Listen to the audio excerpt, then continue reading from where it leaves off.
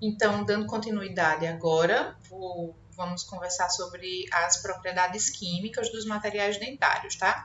As propriedades químicas, as principais, são um pouco mais, são mais resumidas. Nós temos duas principais, mas que são igualmente importantes, tá?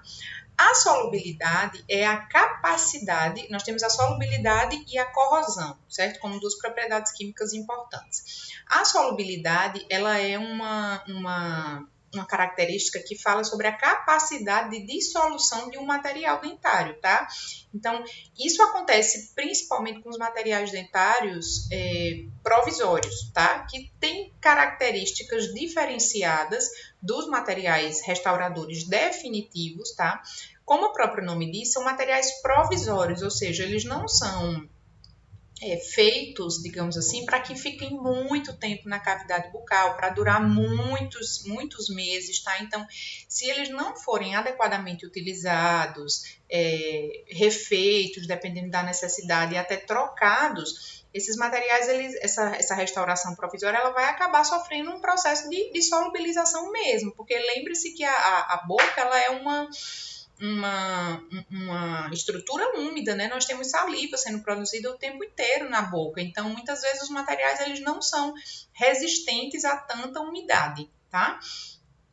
E as restaurações que passam pelo processo de solubilidade são aquelas que é fácil de identificar, porque elas vão sofrer um processo de descoloração, tá? A cor vai mudar, ela perde propriedades, né?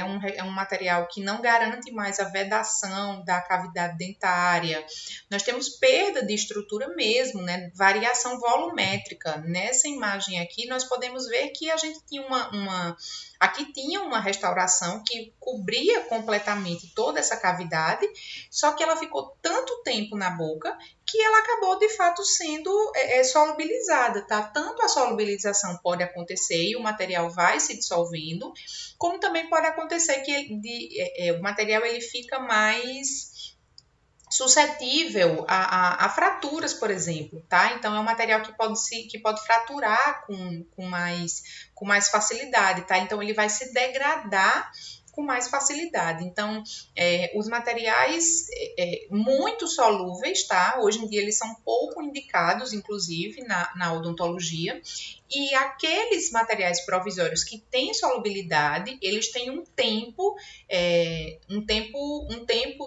para ficar na cavidade bucal. Então, o dentista ele fala, olha, esse material ele vai ficar, essa restauração provisória ela vai ficar aqui durante tanto tempo. Depois você tem que voltar ou para trocar por um material definitivo ou até para trocar a restauração provisória se houver necessidade, porque se houver necessidade o dentista vai trocar, não tem problema.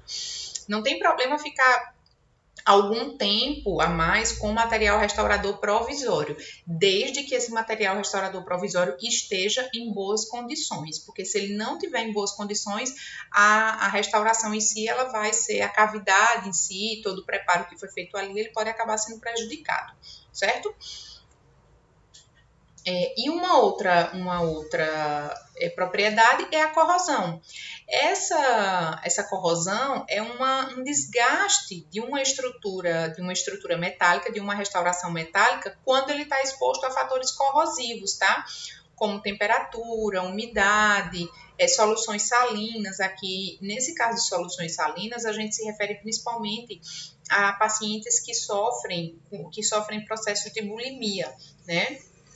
Processos tanto quem sofre processo de bulimia, que vomita com muita frequência, então a boca fica exposta à acidez do vômito, né? A gente sabe que o vômito é um líquido originado do estômago que tem uma alta acidez, então repetidamente, uma estrutura metálica repetidamente exposta a uma solução salina ácida pode sofrer um processo corrosivo. Existem outras bebidas também, pessoal, que hoje em dia são muito consumidas, né? Sucos industrializados, refrigerantes, né? Todas essas bebidas elas têm um alto poder de erosão, certo? Então elas podem também vir a provocar a longo prazo, certo? Podem colaborar com a corrosão de restaurações metálicas. tá? Lembrando, como eu fiz questão de frisar agora, a longo prazo, não é que de um dia para outro vai ter um problema na restauração metálica, de amálgama, enfim, não é isso. Mas a longo prazo, esses problemas podem acontecer dependendo da quantidade de substância erosiva, corrosiva, salina, de solução salina que possa ser, que seja consumida. E aí, obviamente, juntando vários fatores, né? Temperatura, né? As pessoas que tomam café quente com muita frequência e também bebem bebidas com poder de erosão, juntando com a umidade. Então, é um conjunto de fatores que pode levar à corrosão de uma restauração metálica. E isso também, reforçando, acontece a longo prazo, não é de um dia para o outro. Uma coisa que é importante é que essa corrosão ela também pode favorecer aquele processo de infiltração, de microinfiltração marginal, tá? Então, as bordas da restauração, elas podem começar a ser perdidas, né, em dimensão milimétrica, isso não é visível a olho nu, tá? Mas em níveis milimétricos isso pode acontecer e pode favorecer a formação de lesão cariosa secundária, tá? E outras características da corrosão são a perda de brilho da restauração, a descoloração dela, né? A gente nota que o brilho dela não é como imagens anteriores que nós vimos. E ainda a gente tem perda de substância metálica mesmo, porque ela sofre esse processo de corrosão. Então, pode haver perda de estrutura metálica, mais uma vez, a longo prazo, certo? Desde que a restauração esteja exposta também a esses diferentes fatores, digamos assim, que colaboram para a corrosão, ok?